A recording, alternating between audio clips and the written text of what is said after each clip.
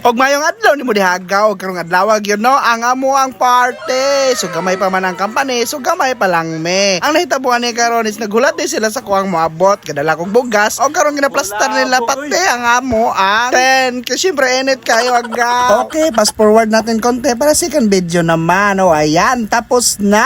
Maraming salamat sa inyong dalawa amo sa pag-approve ninyo sa proposal ko. Kaya ito ngayon natuloy yung party at nagrinta nga pala kami ng video kaya dito at mga food package. Ang mga na-order agaw ay sakto lang sa mga bilang namin at sa mga in-invite namin. Pinagsabay na ang dalawang party doon sa building at dito lang sa housing department ng construction kung saan ako na company na belong.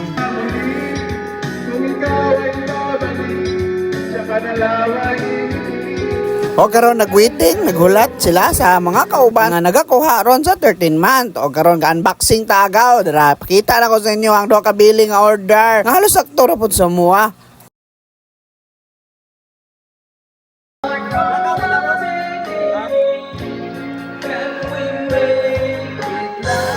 Lahat ng preparasyon ay aming pinagtulungan at natapos ang prayer, open speech at ito na, kumain na kami at pinatadtad ko na yung lechong belly. Yan, nga ako nagyod oh. Sunod December, ma-times to, yun eh, murag dako-dako na yung celebration nito sunod December wa. Kaya mudagan naman na itong project sa BDG.